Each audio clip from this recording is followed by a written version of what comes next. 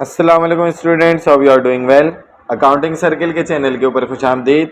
Student, जैसा कि आपको मालूम है कि हमारा फाइनेंशियल स्टेटमेंट एंड वर्कशीट का चैप्टर चल रहा था, जो कि बीकॉम पार्ट 1 या एडीसी पार्ट 1 के अंदर एक इम्पॉर्टेंट चैप्टर है और हर साल आता है। स्टूडेंट, आज के लेक्चर के अंदर जो हम क्वेश्चन डिस्कस करने वाले हैं वो बहुत ही बेसिक सा सवाल है, आसान सा सवाल है, बट रिवर्स वर्किंग वाला सवाल है। नॉर्मली ये होता है कि हमारे पास ट्रायल बैलेंस गिवन होता है, उससे हम इनकम स्टेटमेंट या बैलेंस शीट बनाते हैं, या फिर हमारे पास डेटा गिवन होता है तो उसमें एडजस्टमेंट करके हम वर्कशीट बनाते हैं। लेकिन आज वाले सवाल के अंदर हमारे पास आखिरी के दो पार्ट यानी कि वर्कशीट के अंदर आखिर में जो 4 कॉलम होते हैं, यानी कि बेसिक 2 कॉलम होते हैं इनकम स्टेटमेंट और बैलेंस शीट के, वो आपको बनाकर दिए हैं। आपने उसकी मदद से क्या करना है, उसकी मदद से आपने इनकम स्टेटमेंट और बैलेंस शीट बनाकर दिखानी है। तो ये प्रॉब्लम हमने ली है, जो कि हमारे हैंडआउट के मुताबिक तो प्रॉब्लम नंबर 1 है, बट इससे पहले हम इसके काफ़ी लेक्चर बना चुके हैं। ईयर 2004 रेगुलर क्वेश्चन नंबर 3 है और देखते हैं कि इसमें आपको क्या कह रहे हैं। तो वीडियो पूरी देखने से पहले मेरे चैनल को सब्सक्राइब करें और वीडियो को ज़्यादा से ज़्यादा शेयर करें, ताकि जिन स्टूडेंट्स को इस चैप्टर में कन्फ्यूजन है तो वो अपनी क्यूरीज को ईजिली क्लियर कर सकें। तो आपको कहा जा रहा है कि Rehan and company prepared a worksheet बनाई ऑन दिसंबर 31, 2003 में। Shown below are the income statement and balance sheet column of that worksheet. उसकी वर्कशीट के इनकम स्टेटमेंट और बैलेंस शीट के कॉलम ये रहे। ठीक है जी। तो आपके पास अकाउंट्स बहुत सारे दिए हुए हैं। कैश एसेट है, account receivable asset, inventory beginning, जिसको आप एज ए एक्सपेंस ट्रीट करते हो। Office equipment, allowance for depreciation, Rehan का कैपिटल, रेहान की drawing, sales, sale return, purchase return, salaries expense, transportation in, general expense, insurance expense, depreciation expense, salaries payable, prepaid insurance और inventory ending, जिसको as a asset आप मान के चलते हो और इनकम स्टेटमेंट में एज अ रेवेन्यू ट्रीट करते हो। तो आपके पास जितने भी एक्सपेंसेस के अकाउंट हैं वो इनकम स्टेटमेंट के डेबिट साइड पर मौजूद हैं। जो रेवेन्यूज वाली नेचर के अकाउंट हैं वो इनकम स्टेटमेंट के क्रेडिट वाली साइड पे मौजूद हैं। आपके पास बैलेंस शीट में एसेट के जितने अकाउंट हैं वो डेबिट साइड पर मौजूद हैं, ये आपको बताने की ज़रूरत नहीं है। और क्रेडिट साइड पर आपके लायबिलिटीज़ एंड इक्विटी के अकाउंट मौजूद हैं, ये भी आपको मालूम है। अब तक के आपकी बेसिक्स अच्छी खासी क्लियर हो चुकी है। ठीक है जी। अच्छा, अब आपको नीचे इनकम भी निकाल के दे रहा है, कह रहा है कि भाई आपकी नेट इनकम जो हुई है ना वो 1,16,000 रुपये की हुई है। ठीक है, ये वेरीफाई भी कर लेंगे हम इनकम स्टेटमेंट बना के। और जो आपकी डेबिट साइड है यानी कि एक्सपेंसेस की, वो 2,19,000 थी। और क्रेडिट साइड यानी कि रेवेन्यू वाले अकाउंट्स की जो साइड है वो 3,35,000 थी। ठीक है जी, यानी कि एक्सेस ऑफ रेवेन्यू है। तो आपके पास ये आगे शिफ्ट हुआ और बैलेंस शीट का बैलेंस 2,25,000 आया। तो रिकॉर्ड में कह रहा है from above data prepare income statement बनाओ और क्लासिफाइड बैलेंस शीट बनाओ एज ऑन दिसंबर 31, 2003 को। तो हम सॉल्यूशन की तरफ चलते हैं।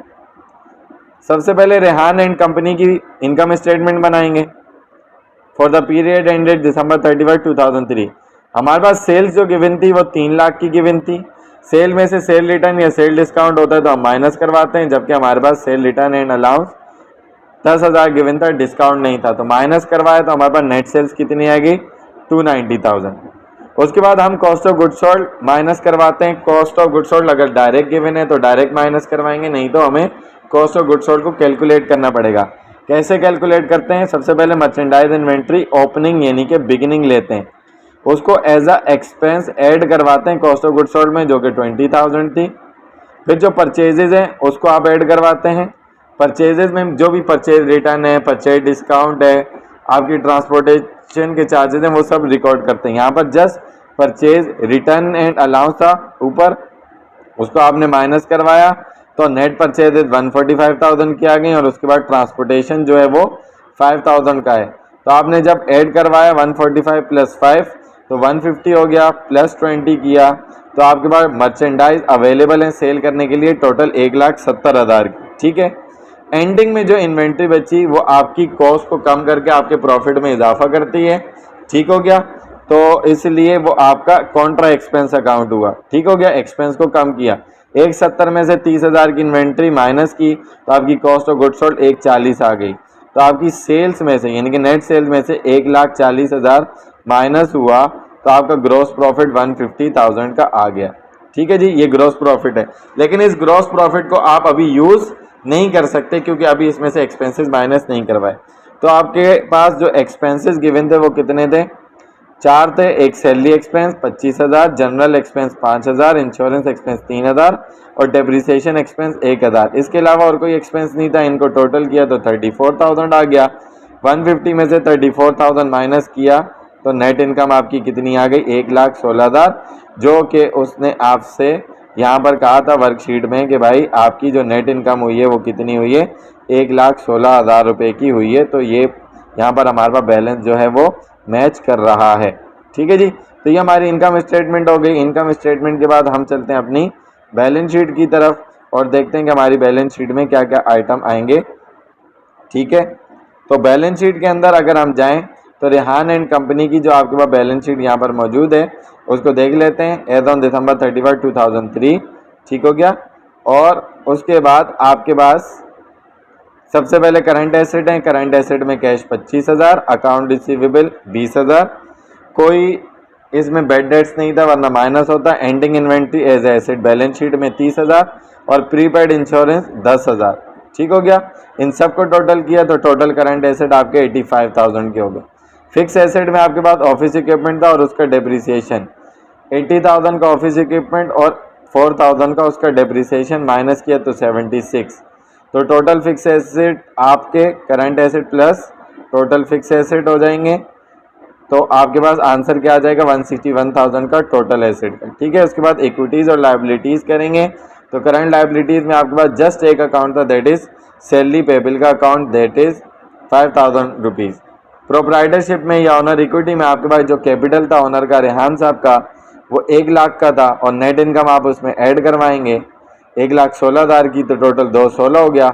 और ऑनर ने विड्रॉल भी किया था 60,000 का, तो 2,16,000 रुपये में से 60 माइनस किया 156, 156 में प्लस किया 5, तो आपके पास यहाँ पर आंसर आ गया 161, जो कि टोटल एसेट से मैच कर रहा है। ठीक है जी, तो ये दोनों चीज़ें आपकी बन गई। आई होप कि ये सिंपल सा क्वेश्चन आपको अच्छे तरीके से समझ में आ गया होगा। अगर इसके अंदर कोई भी कन्फ्यूजन होती है तो आप कमेंट सेक्शन में क्वेश्चन करके पूछ सकते हैं और इस तरीके के क्वेश्चंस की आप प्रैक्टिस करते रहें। अक्सर बच्चे को काम आता है लेकिन थोड़ा सा एग्जामिनर क्वेश्चन को घुमाता है तो स्टूडेंट कंफ्यूज हो जाता है कि भाई क्या करना है। तो आपने कंफ्यूज बिल्कुल नहीं होना और आपने अपनी प्रैक्टिस को ज़्यादा से ज़्यादा करना है।